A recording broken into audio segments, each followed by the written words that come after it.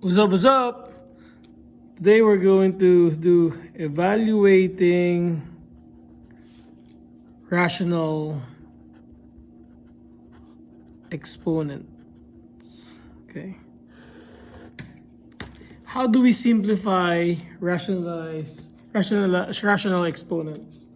First, we have to know that 1 squared is 1, 2 squared is 4, 3 squared is 9, 4 squared is 16, and so on and so forth, which we have done it before.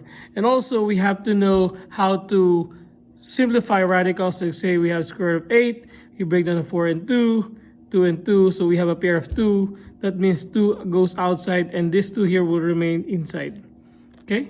And also, we have to remember that if we have a cube root, let's say of a 24, we break it down to 8 and 3, and this becomes 4 and 2, and this 2 and 2. We have to group them by 3s because it is 3 right here, or the root is 3. That means the group has to contain 3 same numbers, so this becomes 2 cube root of 3, which this 3 came from that. Okay? These are the things that you have to know.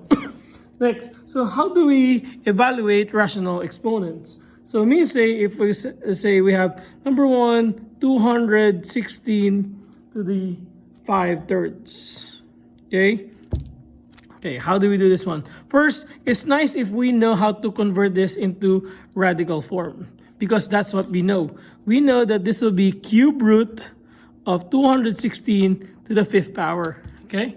So if we break down the 216, that will give us 2 and 216 divided by 2 in my head, 108.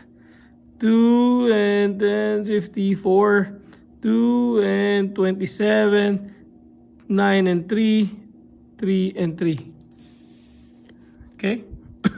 Now, we have to group them by how many? We have to group them into 3s because the root is 3. So 1 group of 2, 3 groups of 3. So that gives us 6. But remember, there's a 5 here waiting for you. So that's 6 to the 5th power.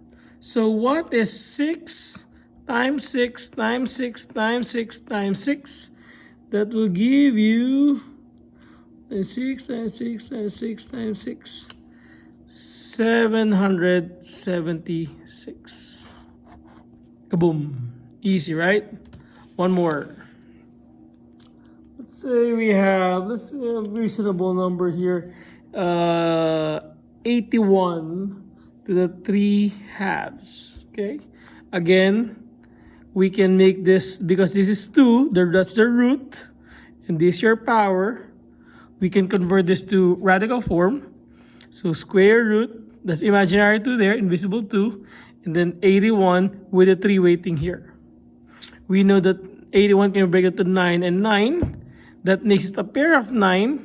So that will go outside. That will give you 9 to the 3rd power. And we know that 9 times 9 times 9, or 9 to the 3rd, is equal to 729. Easy, right? What if we put a variable here? Okay. For example, we have n to the 4th power, and this is 5/2. Okay? So again, the same thing. You can put this in a radical form, wherein this is the root, so squared, of n to the 4th, 5 waiting outside. We know that there are 4 n's here. So if we pair them, because this is squared, one group, that gives us n squared. But there's a 5 waiting for you. What do you do with 2 and 5 based on the laws of exponent? We multiply them. The answer is n to the 10th power. Kaboom. Okay. Last one here, last example is that if we have 4, we have 9b6 in the parenthesis half. So again, this is the root. So that's going to be squared. 9b6 to the 1. Because the 2 there is invisible. So that means we get 3 and 3 and 6 b's And we pair them one pair, one pair, one pair, one pair. That gives us 3b to the third to the 1. Since it's the 1, the answer is going to be as is. Kaboom. I hope you learn. And the code for this one here is degree. Thank you so much. Have a good day. Boom.